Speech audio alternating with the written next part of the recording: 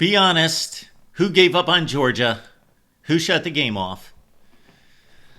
What a game of Titans as Bama survives the Bulldogs 41-34 in Tuscaloosa. Welcome to the Voice of College Football.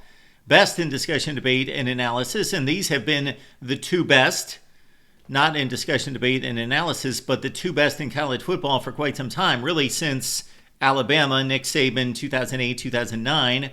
For Georgia, Kirby Smart's second season, and of course the national championship game in 2017. And ever since then, this has been certainly the SEC, but even all of college football, even though Clemson's jumped in and Michigan won a national title last year, these are the two. And they waged a classic, although it was not back and forth from the opening kickoff. It was all Bama, then all Georgia, and then Bama counterpunches and wins it on offense with a big play by Ryan Williams and on defense. And again, welcome in.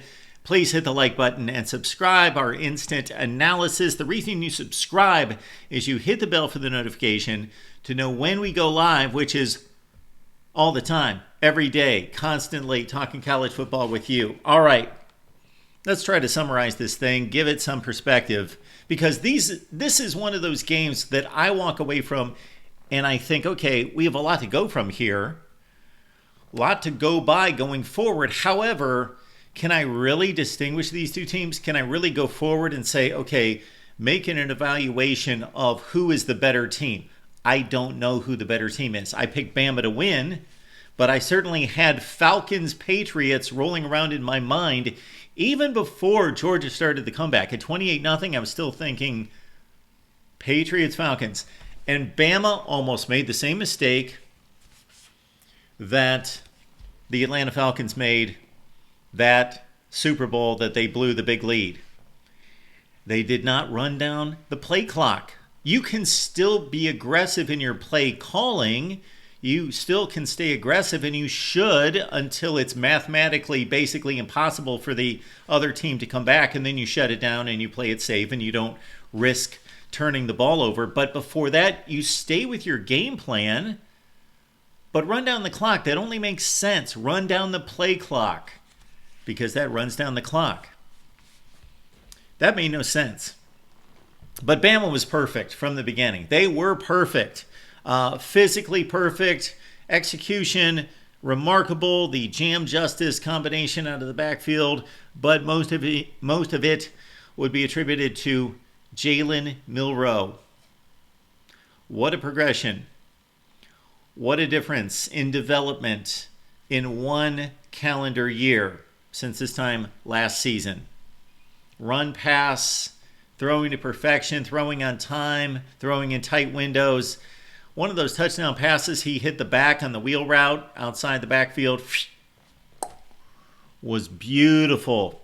Like basically he skimmed the defender's shoulder pad in throwing that touchdown. It was remarkable what Jalen Milroe did in this game. And then the Bama defense against Carson Beck, who looked lost, and that's not like him. Damani Jackson with a big interception, and then jam off the read option for the touchdown to make it 21-0. And it got to 28-0, 28-0. And Bama kept getting to the edge, whether it was Milroe or one of the backs. And that was something we talked about after the Clemson game, that this was a rare Georgia weakness in 2023 that apparently wasn't cleaned up totally. Not that Clemson had the type athletes to take advantage, but Bama did, certainly in the first half. Milroe on a 4th and 1, touchdown, 28-0. Then Georgia got serious. Okay, and how did they do that? Did they go up-tempo and think, okay, we got to hurry up and score some points? No. They went to the bread and butter, leaned on the offensive line, went right down the field, running the football. 11 plays, 75 yards. Trevor Etienne, the play that he made, it seemed somewhat insignificant at the time, but at 28-0 on 4th down, this could have been 35-0, deep in their own end, where he made, I think it was Overton miss in the backfield, and then ran for the first down, avoided the loss, got the first down. That led to the touchdown at 28-7. Bama almost made it 35-7. C.J. Dupree had some big catches. The tight end was often open in the middle and dragging guys around the field, and he had almost another catch inside the 5 that could have led to a Bama touchdown to make it 35-7, except we had the tip drill in play. Georgia picked it off instead.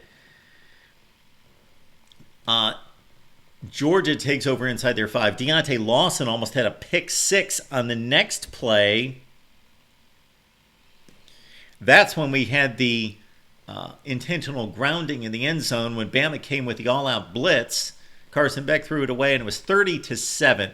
And it looked, yes, dark and gloomy for the team that had won 42 consecutive regular season games. Georgia looking to set a record in a few weeks with 45 consecutive wins in the regular season. But Oklahoma, your record is safe. Bud Wilkinson, you can rest in peace.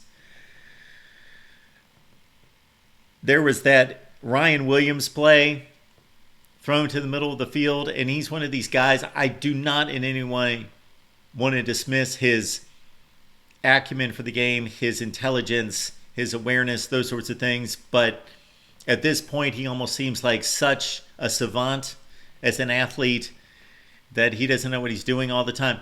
And I don't know that that's true. I'm just saying it gives that perception that he's just that incredibly gifted.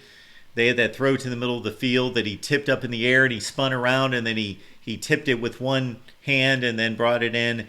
And that led to another touchdown. 1 minute left in the third quarter. We had a 33, led to a field goal actually on that one because it was 30-15. So once we get within 2 scores there, that's when I started to gain some interest back in this game. I peeled off at 28-0, still had it on a screen. It was more about Penn State, Illinois at that point. But 30-15, you've got my attention. Ryan Williams, and that play led to the field goal at 33-15. The touchdown by number 7, Georgia, 2-point conversion batted away by Keon Sabb, 33-21. So we've definitely got a ball game with 10 minutes left in the game. All right, we had all sorts of chaotics down the stretch.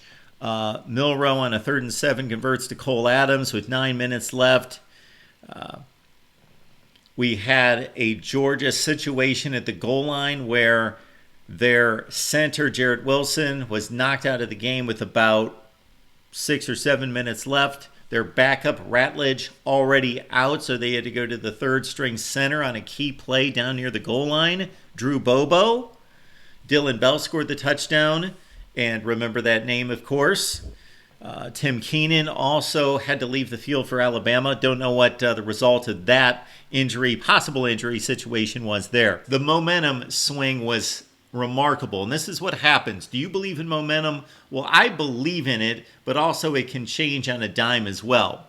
So it's not like it's insurmountable because it shifts. And once you've got it going against you, regardless of what the score is, you could have a 2-touchdown lead, but if the other team has scored 3 consecutive touchdowns, well, it just feels like you can't do anything right, and you start to white-knuckle it. And that's what it appeared, especially when Bama almost botched that kick return that they covered inside the 3-yard line.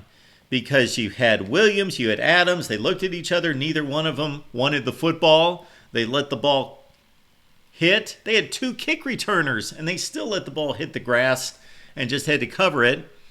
And so Georgia at that point was in prime position. And again, Bama not bleeding the play clock. They did catch a couple first downs, but then C.J. Allen made what could have been one of the great plays of the game because he stopped Justice Haynes on a 3rd down at the 29 that forced the punt, and then bam, Georgia had the situation they wanted. They're down 5. They've got a full allotment of time with about 2:45 on the clock. They only had about 75 yards, but no, they didn't waste time. 67 yards to Dylan Bell because, bam, he was wide open, blown coverage. He beat his man, but then the insanity just ensued because Bama comes back with Ryan Williams once again, the wonder kid, and Jeremy Bernard with the 2-point conversion, 41-34. And I had the thought at that point, well, Ryan Williams scored with too much time left because Georgia still has 2 minutes and change. But this time, a defense stood up. Carson Beck down the field kept converting fourth downs. Also a 4th and 2 to Colby Young, and at that point 5 for 5 on fourth downs. However, after burning Xavier Brown for one shot by Colby Young, the next one to the end zone, Xavier Brown learned his lesson, turned his head, tracked the football, had the right position, and saved the game for the Alabama Crimson Tide. And all that embarrassment, Kirby Smart is used to this stage in the SEC. And yes, Kalen DeBoer led a team to a national championship game. So he was in key games in the Pac-12 against the likes of Oregon and USC and others, and a Pac-12 championship game, and a college football playoff game, and a national championship game. But maybe something just a bit different about an SEC atmosphere for this kind of game. And Kalen DeBoer passed the test. Credit Bama for being ultra prepared and then for bouncing back. Credit Georgia for the bounce back, for the comeback. But Bama got it done. Jalen Milroe with a remarkable game, certainly. Wow. Bama wins 41-34. And this is just the beginning of these titanic matchups in the SEC. I know Ole Miss lost today, but look out for Georgia at Oxford a little bit later. And, of course, Georgia goes to Texas as well. Those should be fun. 10-2 is the mark. So Georgia's got this loss. Had they lost against Kentucky a couple weekends ago, it would be really interesting for Georgia. But they still have a little bit of a buffer. Leave your comments and questions down below right here at the Voice of College Football. Bama gets it done against Georgia. The college football regular season has not suffered from the expanded 12-team college football playoff.